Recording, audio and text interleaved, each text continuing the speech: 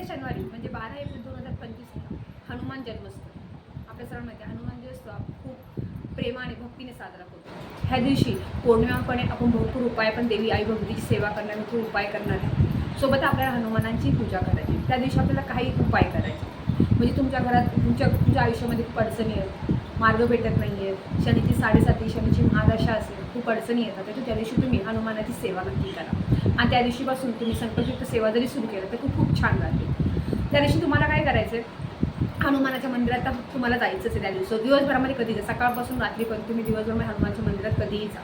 जाताना तुम्हाला काय करायचं, जाताना तुम्हाला काळी उडीद घ्यायचे 11, सोबत तुम्हाला तिळाचं तेल घ्यायचं आहे आणि शेंदूर घ्यायचं, हे घेऊन तुम्हाला द्यायचे. तुरीच्या पानांची माळ भेटली तर अतिउत्तम, ती पण घेऊन जा, ती तिथे त्यांना अर्पण करा आणि तिथेच तुम्ही त्यांना प्रार्थना करा की माझ्या आयुष्यातले जे अडचणी दुःख आहे ते दूर होते, मला मार्ग दाखवा, त्यासाठी प्रार्थना करायची. म्हणजे तुम्हाला कामामध्ये यश प्राप्त होईल, अडचणी दूर होतील. हा उपाय तुम्हाला करायचा आहे. तुमच्या कोणत्या अडचणी असेल तर दूर करण्यासाठी, शनीचा प्रभाव कमी करण्यासाठी हा उपाय केल्याने शनीचा प्रभाव कमी होईल आणि तुमच्या आयुष्यातल्या अडचणी दूर होतील.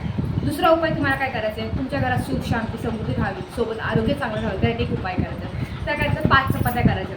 5 चपात्या करायच्या भावाच्या, त्यांना तुम्हाला घी लावायचं आहे. त्या चपाती तुम्हाला काला करायचा आहे, म्हणजे बारीक काला करायचा आहे आणि तो काला हनुमानांना अर्पण करायचा आहे नैवेद्य म्हणून. त्याने काय होईल, तुमचे आरोग्य चांगलं राहील, तुमची शारीरिक मानसिक तुमचं चांगलं राहील, मानसिक आरोग्य चांगलं राहील, तुमच्या घरात सुख शांती समृद्धी राहील, ह्यासाठी ही सेवा करायची. सोबत तुम्ही जमलं तर दिवसभरामध्ये काही दान करा आणि ऑइली वस्तू खास करून तळलेल्या कोणत्याही वस्तू तुम्ही दान केल्या, वडापाव भजी वेपर्ससुद्धा, काही केळीसुद्धा, काही जमेल ते दान केलं तरी खूप छान राहील.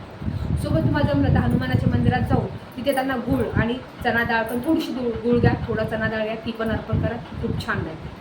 त्या दिवशी कारण पौर्णिमा म्हणून ते अर्पण करायचं आपल्याला. त्या दिवशी सोबत तुम्हाला त्या दिवशी आपल्याला काय सेवा करायची, त्या दिवशी तुम्हाला हनुमान चालीसा वाचा. जमलं असतं तुम्ही 11 हनुमान चालीसा वाचा चालेल आणि एकदा तरी रामाची स्तोत्र नक्की वाचायचं, कारण रामाची सेवा केल्याशिवाय, भगवान रामाची सेवा केल्याशिवाय हनुमानापर्यंत सेवा पोहोचणारच नाही.